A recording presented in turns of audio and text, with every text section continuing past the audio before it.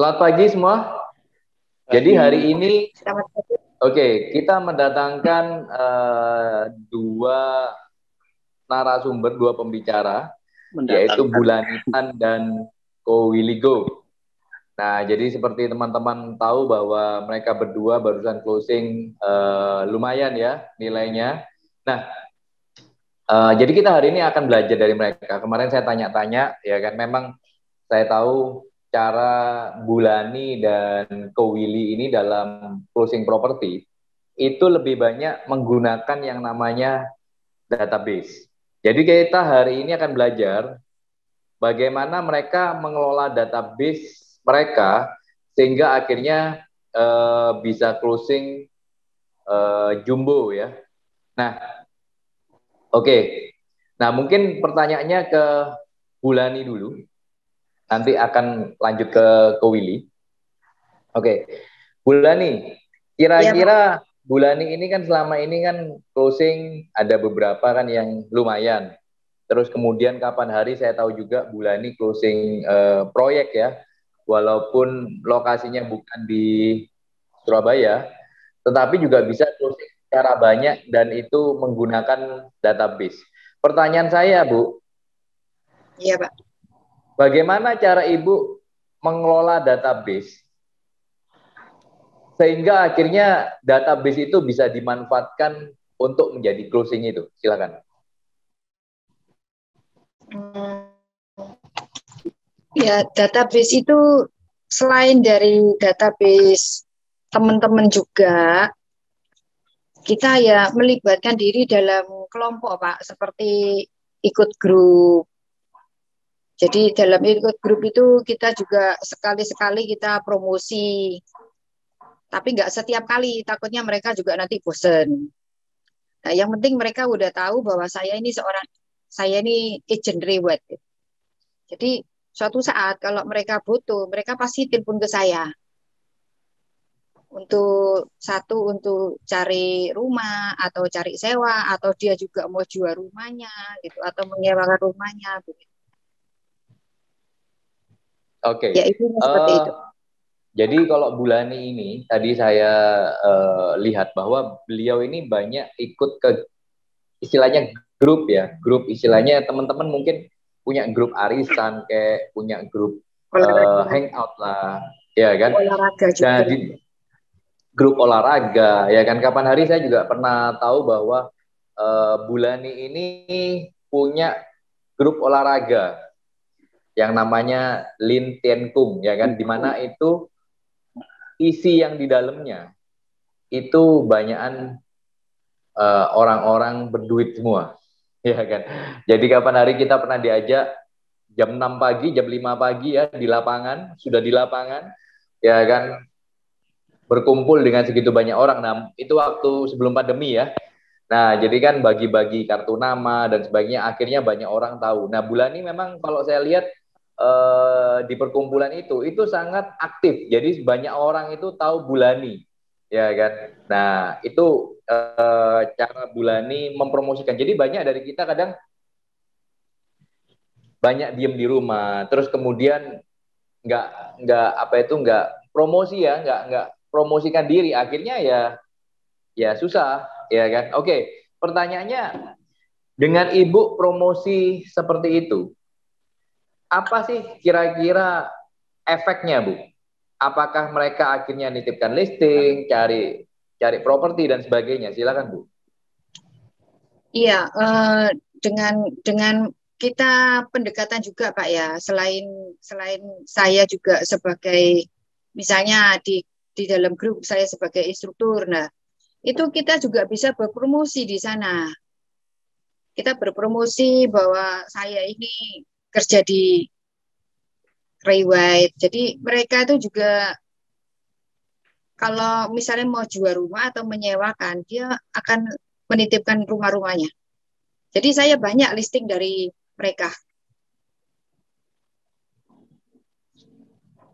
Kalau yang ceritanya closing barusan itu Ibu nawari atau gimana? Itu kan karena itu kan listingannya Ko Willy. Iya.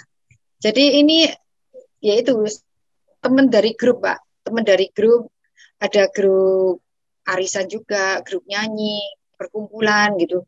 Nah, mereka tahu bahwa saya bekerja di properti. Mulai dia cari info ke saya. Nah, setelah itu saya berusaha nyarikan yang sesuai kebutuhannya dia. Ternyata lihat punyanya Willy kok langsung cocok gitu. Karena kebetulan waktu itu carinya pusat kota ya Bu ya? Ya, pusat kota. Oke, oke. Oke. Nanti akan kembali ke Bulani. Oke. Nah, Ko Willy. Jadi Ko Willy ini punya satu keunikan. Ya kan? Jadi ini teman-teman bisa belajar dari beliau. Ya kan? Jadi beliau ini saya bilang gini, dia ini punya satu teknik yang jarang sebetulnya agent itu lakukan, yaitu jualan propertinya, properti atau listing yang Ko Willy pegang, itu tidak hanya ke buyer, tetapi kepada agent properti lain. Sehingga akhirnya beberapa kali saya tahu Ko Willy closing, ya kayak yang sama Bulani, closing sama Bulani. Terus kapan hari pernah juga closing sama agent lain. Dan nilainya juga fantastis-fantastis. Nah, kira-kira apa yang mendasari Ko Willy kok bekerjanya itu menawari ke agen-agen lain? Itu ceritanya gimana, Ko Willy? Silakan. Iya, ini suara kok ada mendal-mendal ya, enggak ya? Halo? Oke. Nah, kalau ini ya, kalau aku sih ya apa ya teman-teman sih ya tujuannya woro-woro ya, kalau punya listingan ini, listingan itu, terutama kalau listingan murah pasti yang teman-teman dekat semua tak telepon. Paling enggak minta bantu untuk di posting di internet lah, paling enggak. Atau enggak gitu nanyakan apakah ada buyer atau apa. Sedangkan yang sebelum ini, closingan yang di Regency 21, itu seperti itu prosesnya. Prosesnya cuma punya listingan murah, ya, dan itu bisa dibilang eksklusif semestinya. Tapi waktu itu bulan itu nggak laku-laku, sempat ada panik juga sih. Akhirnya banyak sekali telepon ini teman-teman, terutama yang di timur. Terus akhirnya kan nyantol sama salah satu agent yang memang spesialis timur dan dia punya banyak sekali permintaan di timur. Akhirnya bisa deal di situ. Ya mungkin kurang lebih seperti itu ya. Oke. Jadi yang dilakukan Ko Willy ini terus terang jarang dilakukan oleh banyak agent. Jadi biasanya kalau begitu terima listing, agent-agent itu biasanya yang ada di pikiran adalah mencari buyer langsung. Nah, tetapi memang ada satu titik, buyer itu belum ada. Kita belum punya buyer. Nah, tetapi mungkin agent lain itu bisa punya buyer. Nah, ini yang dilakukan Ko Willy. Banyak mungkin yang sudah melakukan broadcast. Ya kan, kapan hari saya juga pernah tahu beberapa teman bilang, Pak, saya sudah broadcast. Ya kan, nah, tapi yang dilakukan Ko Willy ini berusaha ekstra. Jadi tidak cuma melakukan broadcast, tetapi diteleponi yang kira-kira punya database. Nah, pertanyaannya Ko Willy, apakah sebetulnya dengan telepon, dengan menelpon agen-agen itu lebih ngefek daripada broadcast, Ko Willy? Silakan. Contoh yang sebelum ini efektif banget sih. Coba kalau waktu itu aku nggak ngelakuin telepon-telepon ke teman-teman yang lain yang nggak ada closing, yang urgency itu pasti. Karena apakah dengan broadcast itu nggak cukup? Broadcast kadang nggak cukup karena broadcast kadang cuma dilewati. Broadcast itu kadang cuma dilewati, lalu kadang orang agent yang baca pun kadang nggak sadar kalau itu murah. Oke. Jadi ya kadang di remind lagi gitu loh, habis broadcast tak telepon, kadang tak telepon, ini aku yang murah, ayo nih ada klien, bahkan aku minta jangkauannya lebih luas. Kalau teman baik sih aku bilang ini ya, teman kantor mana yang ada respon request untuk kira-kira rumah tersebut gitu. Ya seperti gitu sih. Oke. Jadi yang Ko Willy lakukan ini seolah-olah begini. ini pakai teorinya, pakai prinsip kerjanya lead agent primary ya. Biasanya kita kalau sebagai lead agent primary, begitu kita terima proyek, yang kita lakukan apa? Woro-woro, broadcast ke kantor-kantor, broadcast ke agent-agent, ini loh, kita akan ada proyek bagus di sini. Terus kemudian beberapa pentolan-pentolan yang kita rasa kantor tersebut bisa jualan, kita telepon secara khusus. Nah, seperti yang Ko Willy lakukan. Dan membuahkan hasil.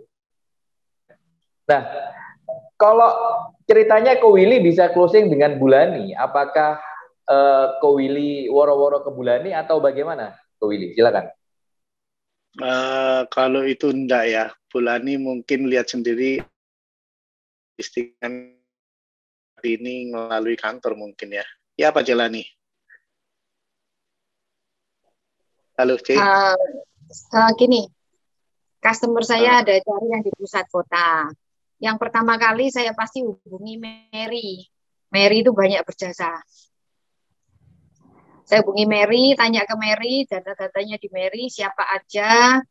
Terus terakhir Mary juga ada ngomong, oh mungkin coba C hubungi Ko Billy gitu. Ya itu saya hubungi Billy. Oke. Nah, jadi ini juga kalau kita lihat teman-teman.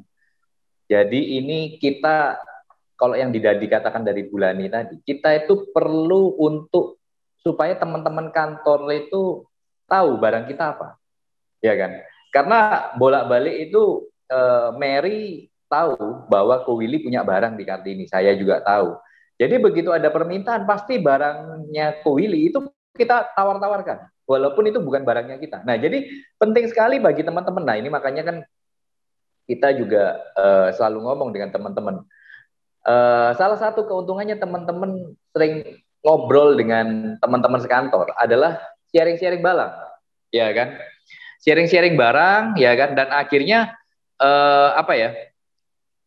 satu sama lain tahu, ya kan? Satu sama lain tahu dan akhirnya begitu ada yang cari, saling mereferensikan. Dan juga ini kalau saya bilang, nah kita ini kan di Rewet Platinum, Rewet Dipo juga, kita ini kan sudah kira-kira beberapa tahun ini memang fokus area. Nah, jadi teman-teman juga penting juga. Jadi kalau misalnya teman-teman berkantor di Rewet HR misalnya, fokuslah di listingan yang sekitar kantor Anda. Ya kan, semua harus begitu. Ya kan. Terus kemudian misalnya ada Rewet Pakuan Indah, fokuslah di listing sekitar Pakuan Indah. Kenapa? Supaya nyambungnya itu loh, connect-nya antara satu sama lain itu jauh lebih cepat dibandingkan teman-teman listingannya mencar-mencar. Nah, ini salah satu yang teman-teman harus lakukan itu di sana. Ya kan? Oke. Nah, kembali ke Bulani. Bulani, ini cerita sedikit ya. Jadi Bulani ini teman-teman, ini termasuk agent yang awalnya memang agent primary, tapi akhirnya juga belajar secondary juga bisa, ya kan? Apa sih Bu bedanya primary dan secondary? Ya kan, Ibu kan dari primary, tetapi kan beberapa kali akhirnya bisa menjualkan secondary dengan harga lumayan. Itu adaptasinya bagaimana? Silakan. Kalau primary zaman dulu dengan primary zaman sekarang itu kelihatannya sangat berbeda, Pak. Kalau zaman dulu itu primary kan kita kebanyakan duduk di kantor, tapi kantor itu yang cari masukkan iklan, masukkan woro-woronya itu dari kantor. Kita agent hanya duduk diam aja di kantor. Ya di samping itu juga adalah dari teman-teman sendiri kita broadcast juga ke teman, ke grup, apa gitu aja. Tapi kalau primary yang sekarang ini kayaknya lebih mengandalkan pertemanan, mengandalkan hubungan, koneksi. Oke, Ibu bagaimana caranya adaptasi? Kan teman-teman di sini kan juga banyak yang dulunya marketing primary ya. Adaptasinya akhirnya bisa jualan secondary itu bagaimana, Bu? Ya, ini lagi, Pak, dari pertemanan, dari hubungan pertemanan, saya juga tahu dia tuh suka invest gitu ya. Terus ada kepercayaan karena kan saya di properti primary itu kan sudah lebih dari 15 tahun. Jadi mereka itu berdasarkan kepercayaan yang selama ini dia tahu betul bahwa saya ini juga profesional, yaitu yang salah satunya dia sangat percaya kepada saya. Jadi juga masa kerja saya yang di primary 15 tahun. Oke, ya. Bedanya apa sih Bu antara jualan primary dan secondary? Effort yang Ibu lakukan sama atau berbeda? Gini Pak, kalau primary itu kan kadang-kadang dia nggak butuh ya toh, tapi harganya itu kan murah, juga bisa DP-nya 20% bisa dicicil panjang. Ya itu saya harus bisa memberitahu ke mereka untuk ini adalah uang kecil, ini hanya uang dapur, cicilannya itu hanya seperti uang dapur aja. Jadi ini untuk investasi atau bisa juga untuk mengajarkan anak mengenal properti. Kalau di secondary, Pak, ini biasanya kan kebutuhan utama. Jarang yang untuk invest, kecuali barang itu murah sekali. Jadi kalau secondary kebanyakan karena kebutuhan. Kalau primary saya itu kebanyakan karena mereka hanya iseng-iseng untuk invest itu aja. Oke, jadi yang closing barusan ini karena memang ada permintaan ya Bu ya? Ada permintaan. Oke. Oke, terus kemudian Ko Willy bisa ceritakan prosesnya. Tadi kan teman-teman kan biasanya nih, ya ini kan memang closing berdua. Cuma kan saya tanya Ko Willy, prosesnya susah nggak sih dari Bulani pertama kali tanya sampai dengan closing Ko Willy untuk yang transaksi barusan? Silakan. Gini ya, untuk closingan Kartini itu ya. Pertama kali Celani itu telepon saya, bilang ada klien. Jujur, saya sendiri itu nggak yakin karena listingan Kartini ini termasuk mahal. Dan sampai akhir pun itu dealnya itu diangkat yang di atas rata. Ya, Celani minta ketemu, ya tahu kita nyoba untuk ketemu. Terus waktu ketemu itu ternyata mereka ini ya kenal, habis itu setelah ngomong-ngomong kita ke lokasi. Sampai sana itu kita nggak tahu ya apa caranya, tahu-tahu cepat sekali dan nggak sampai 1 jam itu bisa deal. Karena kalau tak lihat memang yang jual memang niat ngelepas, yang beli memang kepingin beli. Itu intinya. Jadi makanya bisa cepat ketemu harganya. Nah, ternyata closing secondary ini, tadi kan Ko Willy kan cerita, ternyata juga bisa cepat sekali. Jadi kalau dari teleponnya Bulani sampai dengan closing, paling Pak 1-2 hari tiba-tiba udah closing. Saya juga kaget karena kebetulan kita sendiri ada nawar juga properti itu, ya kan? Nah, cuma tiba-tiba Bulani sama Ko Willy sama-sama datang ke kantor bilang ini sudah deal. Jadi sangat cepat. Jadi teman-teman yang memang biasa main primary, closing secondary itu ternyata bisa cepat. Dan ya mungkin kalau secondary yang teman-teman kan mikir, oh ya kalau secondary mungkin harga-harga kecil bisa. Ternyata kan ini harganya teman-teman tahu sendiri, harganya bukan harga yang murah. Ternyata juga bisa cepat. Jadi tergantung dari ya kalau pas bayarnya pas, penjualnya pas, dan akhirnya itu cepat sekali, ya kan? Dan padahal sebetulnya anaknya vendor itu juga di brand lain ya Ko Willy ya, tapi nggak usah ngomong brand itu. Kok bisa akhirnya yang menyewakan ya Ko Willy, yang kemudian yang jual juga Ko Willy, silakan. Jadi pertama gini ya, saya ini sering makan di Kartini, ya makan di Kartini, terus habis itu di depannya persis ini rumah itu dijual. Rumah itu tak pikir ya bagus gitu loh. Lah kepingin listing, timbul keinginan untuk listing gitu. Cuma kan di situ kan nggak ada nama vendornya, nggak ada vendornya. Iseng, tanya ke tukang parkir. Tanya ke tukang parkir, lu tukang parkir tahu. Nomor vendornya tahu. Terus akhirnya dari situ tak telepon, tak listing, ternyata boleh. Cuma ya memang pertama sih vendornya termasuk ini sih, termasuk serem sih gitu loh. Soalnya suka marah gitu loh. Cuma berjalannya waktu, saya juga sering nganter orang lihat, orang mau sewa, terus akhirnya waktu itu sempat kesewa.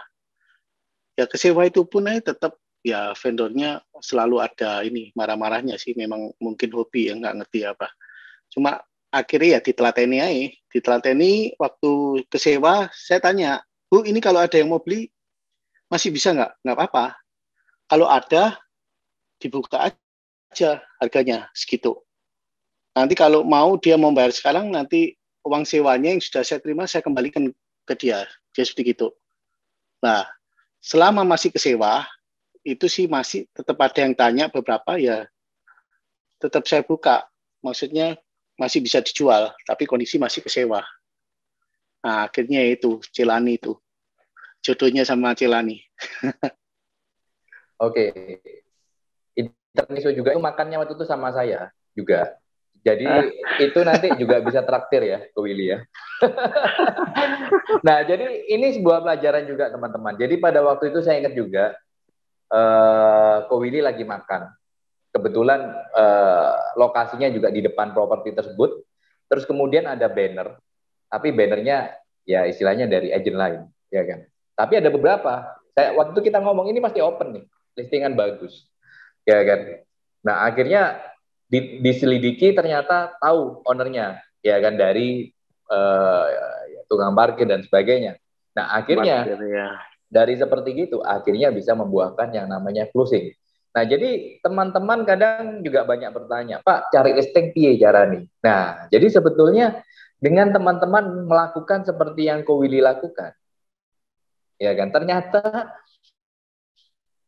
Willy mengalahkan agent-agent lainnya 2 kali transaksi, sewa dan beli, jual beli. Nah, jadi ini hasil yang sangat luar biasa sekali. Nah, oke. Terus juga sekarang nih, apa itu? Bagi teman-teman mungkin yang mau bertanya kepada mereka berdua dulu, nggak apa-apa, silakan. Mungkin ada yang mau bertanya mengenai, jadi mereka berdua ini terus terang jarang bermain kayak iklan koran. Portal ya ada, tetapi apakah portal ngefek buat Bulani? Sementara ini belum sampai terjadi deal, Pak, kalau di portal. Semua, tapi respon lumayan ya? Ya, respon ada. Tapi selama ini closing saya semuanya dari listing selling. Hanya baru kali ini saya kobrol dengan dulu. Dari database? Ya, dari database ya? Dari database rata-rata, oke. Jadi ini Bulani kan, teman-teman tahu bahwa Bulani sudah sekian lama di properti, ngumpulkan database satu. Nah itu merumatnya database itu gimana Bu caranya? Sehingga akhirnya bisa mendatangkan, ya one day Ibu bisa recall, bisa closing dari situ. Ya gini Pak, dengan kita terus menghadiri acara-acara, kita aktif gitu ya. Kalau dari aktif itu nanti otomatis dari ketuanya itu seringkali kalau ngomong-ngomong dengan teman baru, teman yang kira-kira prospek gitu ya, dia selalu memperkenalkan, ini teman kita, ini jual properti, kalau mau jual beli apa cari aja Lani. Nah, jadi teman-teman juga selalu membantu seperti itu. Oke. Jadi banyak teman-teman dari Bulani yang satu kumpulan itu juga mempromosikan ya. Nah, dari situ akhirnya dari mulut ke mulut, mulut ke mulut, akhirnya banyak yang tahu bahwa Bulani adalah seorang agent properti. Nah, maka dari itu, kalau misalnya Anda pesen kartu nama 1 box dan habisnya 1 tahun itu bertobat, Artinya promosi Anda nggak jalan. Jadi satu box itu sebisa mungkin 1 bulan harus habis. Jadi Anda harus bagi-bagikan ketemu orang. Jadi saya dulu pernah juga tahu ada agent. Kemanapun dia pergi, bawa kartu satu box kartu nama, bagi-bagikan. Ya kan? Nah itu penting juga. Ya kan? Oke. Terus kemudian pertanyaannya kepada Ko Willy. Ko Willy kan selama ini jalanin secondary. Ya kan? Ya. Nah, apa sih menurut Ko Willy menjadi kunci sukses untuk bisa closing secondary secara konsisten? Silakan. Mungkin salah satunya ya kayak Celani yang bilang ya, branding diri itu sangat-sangat penting ya. Soalnya kalau orang sekitarnya kita sendiri aja nggak tahu kalau kita di properti, ya rasanya susah untuk closing itu susah. Kecuali tiap hari mau jaga ini ya pameran-pameran, mau jaga rumah contoh, itu mungkin masih bisa. Tapi kalau kita kerjanya nggak seperti itu, kita nggak branding diri dan orang-orang sekitar kita mesti tanya setiap kali ketemu kita, kamu kerja apa sih? Nah, berarti kita ini ya gagal gitu loh branding diri. Jadi kalau aku sih ini ya selama ini ya kebanyakan orang tahu kalau aku kerjanya di properti. Setiap kali ketemu mesti tanya, ya apa properti? Gitu loh. Soalnya setiap kali ketemu pasti tak aja ngomong soal properti sedikit banyak gitu loh. Nah itu pengaruh sekali. Dari situ aku dapat listingan banyak sekali. Dan listinganku bukan rata-rata listingan dari orang kenal sih. Bukan dari umum biasanya. Ya, mungkin sedikit ya. Oke, bahkan dulu ada yang sempat saya, Pak dari mana? Kantor Rewet di Ponorogo. Oh kantornya Pak Willy Go ya. Wah, jadi apa istilahnya terkenal sekali Pak Willy ini, terutama di kalangan agent-agent. Jadi sangat brandingnya sangat mengakar sekali ya. Nah jadi teman-teman sama jadi seperti Bulani Ko Willy. Jadi branding diri itu penting. Nah maka dari itu juga saran dari kita. Makanya teman-teman itu kemana-mana itu jangan malu untuk pakai seragam Rewet Anda. Jadi kemanapun Anda pergi, jangan malu untuk bertanya, membagikan nama dan sebagainya, ya kan? Nah, oke. Nah, terus kemudian 2 orang ini, Bulani dan Ko Willy, itu sama-sama jago di dalam negosiasi sebuah properti. Oke, kita tanya kepada Bulani dulu. Kira-kira resep sukses negosiasinya, kok bisa cepat closing? Ya, itu gimana sih Bulani caranya Bulani? Bulani dulu, silakan. Jadi gini Pak, ini yang kalau di primary beda dengan yang di secondary. Yang apa-apa, dua-duanya Bu, dua-duanya aja.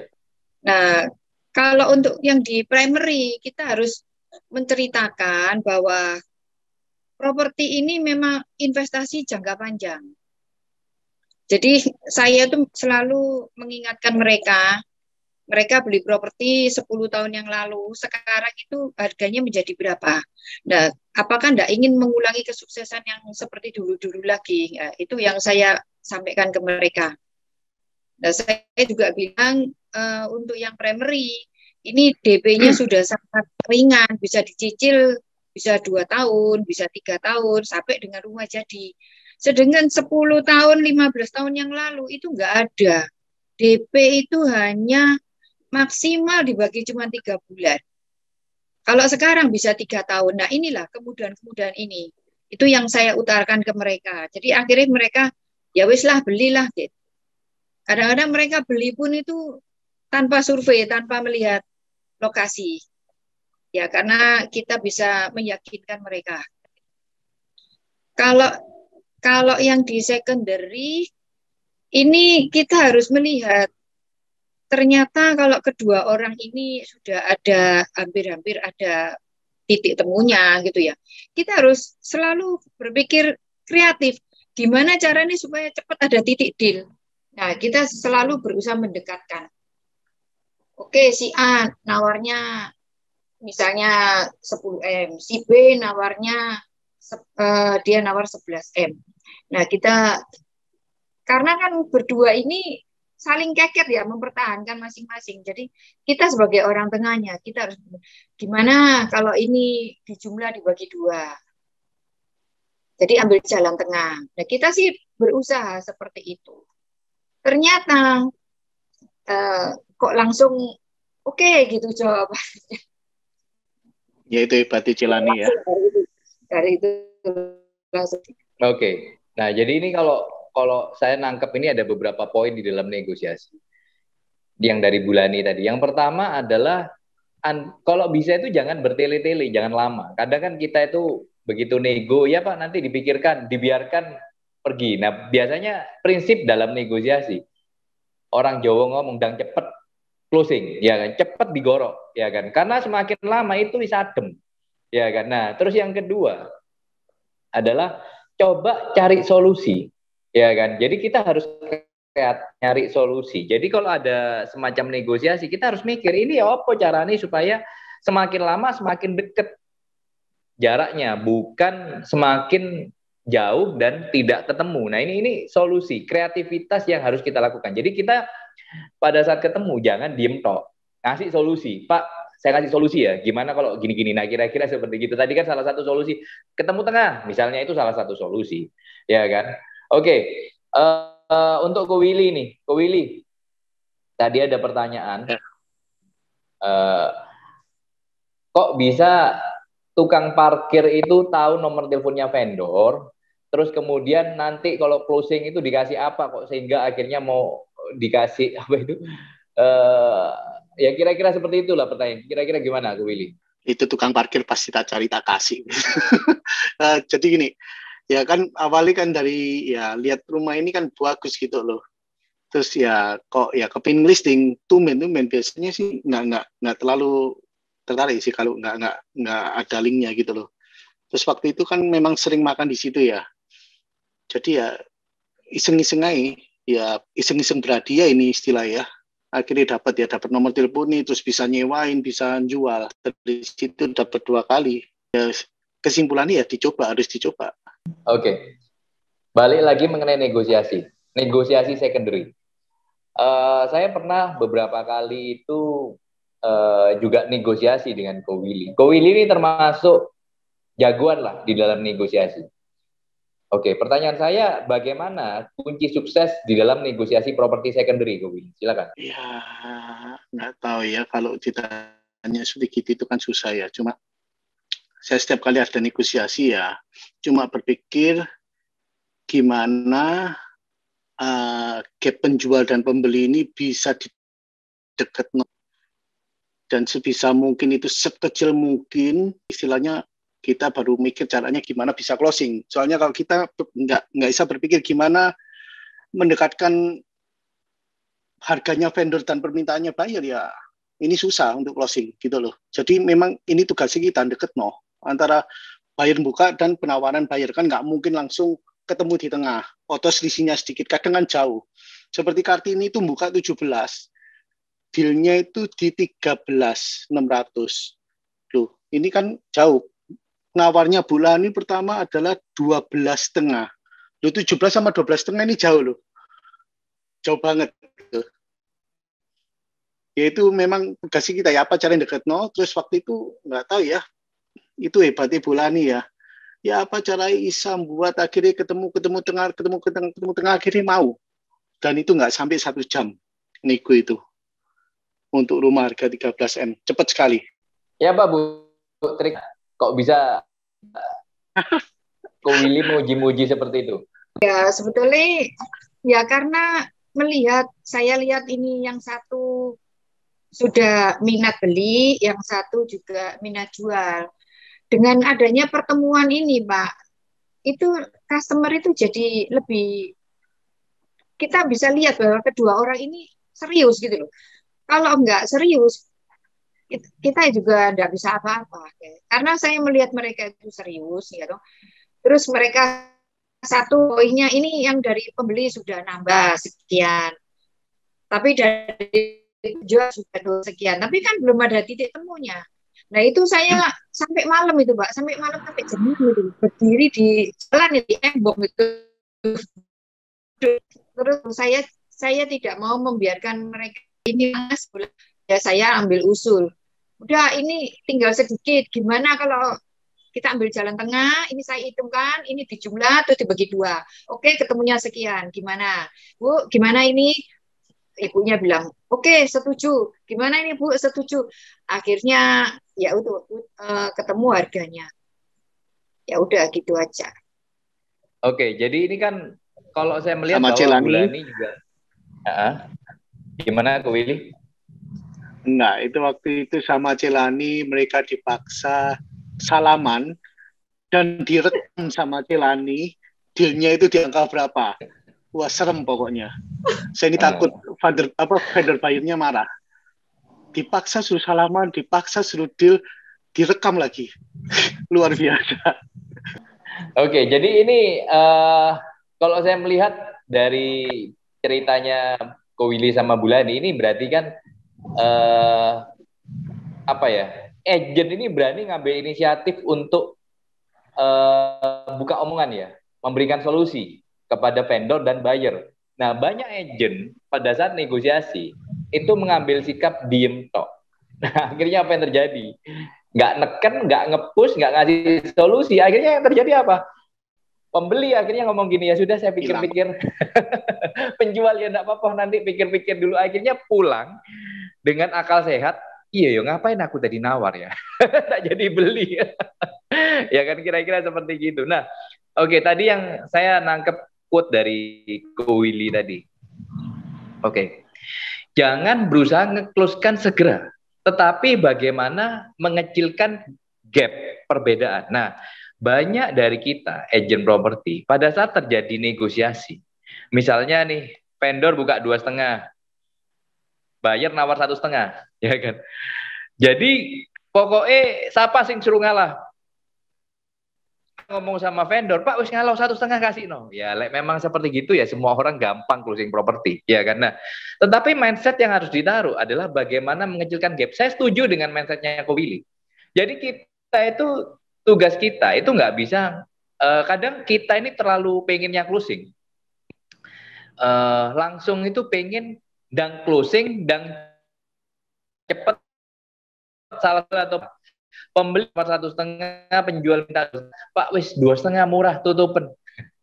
Nah jadi akhirnya apa? Penjual atau pembeli akhirnya ilfil dengan Anda. Ini orang ya, istilahnya nggak bantu saya negosiasi, pokoknya ndang cepet suruh nutup. Nah ini mindset yang keliru. Jadi kita itu harus bagaimana caranya itu mengecilkan differences, perbedaan, ya kan? Digiring mendekati. Nah kalau sudah mendekati, itu mikirnya biasanya gampang, ngepushnya itu gampang dibandingkan kalau gapnya itu jauh. Jadi jangan pernah berpikir langsung dan cepat closing. Kadang nggak bisa. Kecuali memang barang itu murah, ya kan? Barang itu murah banget, ya kan? Nah itu lain cerita, ya kan? Kalau saya bisa rangkumkan, tadi ada yang Bulani lakukan adalah profiling. Jadi teman-teman mesti tahu profil database Anda. Ini database senengannya apa? Kemampuannya bagaimana? Itu Anda mesti memprofile, ya kan? Nah, jadi dengan memprofile Anda itu jadi marketing itu seperti sniper, tembak langsung kena sasaran, ya kan? Nah, bukan cuma kadang kan banyak marketing cuma broadcast toh, ya kan? Tetapi tidak ada follow up lanjutan. Karena kadang saya kalau di broadcast, ya kan, terima message broadcast ini sama-sama satu barang murah nih di broadcast dengan di telepon itu beda. Nah, kayak tadi kan Ko Willy bilang, kalau di broadcast toh tanpa di telepon itu kadang hasilnya juga beda, ya kan? Nah, terus kemudian yang kedua, poin yang kedua yang tadi saya tangkap dari Bulani adalah selalu memakai pembanding. Barang ini bagus. Kenapa kok bagus? Karena pembandingnya ini lebih jelek atau lebih mahal. Nah, itu akhirnya lebih gampang mengerucutkan kepada klien. Dibandingkan kita ngomong, Pak, barang ini bagus, murah. Klien akan ngomong, enggak mahal. Nah, tetapi kalau kita ngasih pembanding, akhirnya orang akan ngomong, oh iya, bagus barangmu. Nah, seperti gitu. Jadi ini ada sebuah trik. Jadi kalau teman-teman nawarkan sesuatu, bisa ngasih pembanding. Ya kan? Atau teman-teman mau nurunkan harga, kasih pembanding. Jangan ngomong Pak hargamu kemahalan. Titik. Nah, kira-kira penjual mau turun enggak? Enggak. Tapi kalau Anda kasih pembanding, mau turun. Ya kan? Oke, sekarang ke Ko Willy pertanyaan yang sama dari Pak Handri. Silakan, Pak. Ya, kalau saya sendiri sih ini ya, biasanya awal itu pasti broadcast ya. Tapi guys, kalau di WA saya ini saya ada broadcast list ya. Broadcast list itu saya kategorikan antara buyer yang berkemampuan 3M ke atas sama yang 3M ke bawah. Jadi kadang kalau ada barang murah, saya lihat kalau yang murah saya arahin ke broadcast yang lebih murah. Soalnya gini ya, menurut pengalaman saya ya, kalau orang itu terlalu kaya, ditawari barang murah, murahnya tapi kemurahan, maksudnya dia kemampuan beli 5M ditawari 1M, dia nggak tertarik. Gitu loh. Jadi makanya aku membuat kategori itu di 3M karena yaitu untuk nyaring gitu loh.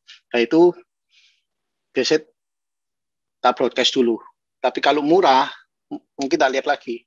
Kira-kira siapa yang mau invest dan kira-kira siapa yang lagi membutuhkan. Mungkin saya nyarinya di situ mungkin.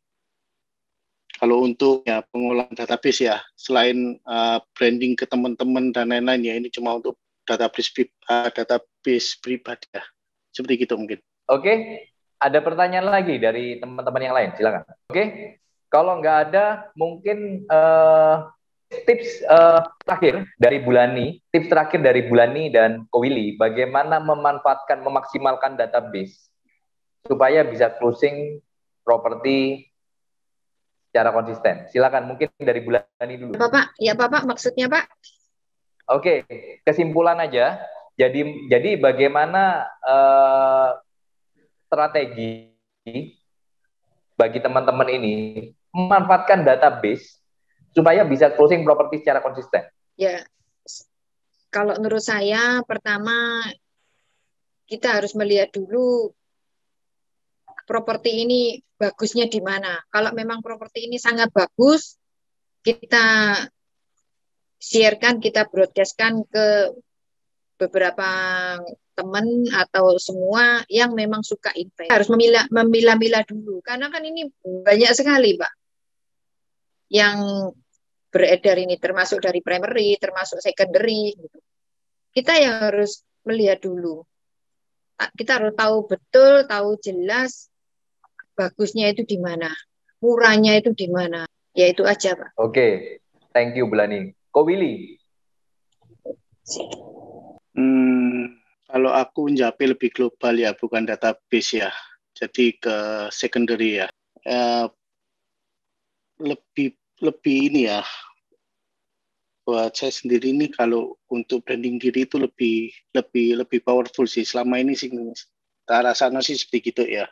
Kalau database ini kan kita bisa dapat sebanyak mungkin ya. Itu tergantung aktivitas kita ya. Tapi kadang database ini kan susah sekali diolah kalau menurut saya. Karena kan banyak sekali yang nggak kenal. Contohnya kalau kita jaga rumah contoh 1 hari bisa dapat 2-3 database. Dan yang di Jalakno itu 1 tahun kita bisa punya sampai berapa ratus database. Tapi kita ingat, lah kalau kita dari awal nggak ngetegorikan itu database apa, cuma nama tapi nggak tahu kemampuan dan lain-lain, itu database itu sama dengan database buah kok, cuma menemuin handphone tok kok itu. Gitu loh. Jadi yang penting adalah ya kamu survive di secondary ya database, semua orang sekitar kita harus tahu kita kerja properti, dan ya itu nyari gimana caranya bisa dapat barang murah supaya bisa cepat closing gitu aja. Oke, nah tadi kata-kata terakhir bekerja pada barang murah atau listing murah, ya kan? Oke, thank you Ko Willy. Nah mungkin saya ngasih sedikit masukan terakhir bagi teman-teman yang bermain properti. Jadi kan tadi Pak Handri juga bilang bahwa broadcast bisa enggak kira-kira. Nah sekarang ini broadcast Anda itu harus di upskill atau harus ditingkatkan. Ditingkatkan bagaimana maksudnya? Begini, apabila Anda hanya membroadcast tulis, maka chance closing Anda orang membaca itu dan mengerti bahwa barang Anda ini bagus, itu mungkin katakanlah skornya 5, ya kan? Nah, saya kasih tips lagi bagi Anda. Ya, makanya sekarang ini kan saya ini kan banyak bikin yang namanya video. Video, apabila Anda misalnya nih pegang suatu properti murah, sebisa mungkin itu Anda vlog, bikin video vlog, ya kan? Kenapa properti ini bagus? Walaupun Anda tidak perlu harus memperhatikan video Anda bagus atau tidak. Tidak, maksudnya gini, ya itu kalau memang Anda bisa membuat video yang bagus, itu adalah sesuatu yang luar biasa. Tetapi yang penting bagi saya adalah kontennya. Ya kan, Anda menjelaskan kenapa properti itu bagus, kontennya. Nah, dengan video, dan video itu Anda broadcastkan, itu akan lebih mengena kepada orang. Ya kan, maka dari itu saya bilang pada Anda, ya ini bukan saya minta Anda jadi YouTuber, bukan. Karena dengan Anda mengupload video Anda di YouTube, itu lebih mudah bagi orang untuk menikmati video Anda, dibandingkan Anda hanya kirim video yang orang harus download dulu, terus kemudian habis download di-setel lagi, itu rumit. Mendingan Anda kirim link YouTube Anda beserta broadcast Anda. Nah, itu jauh, menurut saya broadcastnya bakal lebih powerful. Jadi misalnya jualan primary, developer kan sudah sudah ngasih video. Video itu uploadan di YouTube Anda. Setelah upload di YouTube Anda, broadcastan, itu hasilnya lebih powerful daripada hanya sekedar broadcast tulisan saja. Nah, itu tips yang terakhir buat Anda kalau Anda mau bermain database. Oke, terima kasih banyak Bu Lani dan Ko Willy atas sharingnya yang luar biasa sekali. Terima kasih, Pak. Oke, thank you.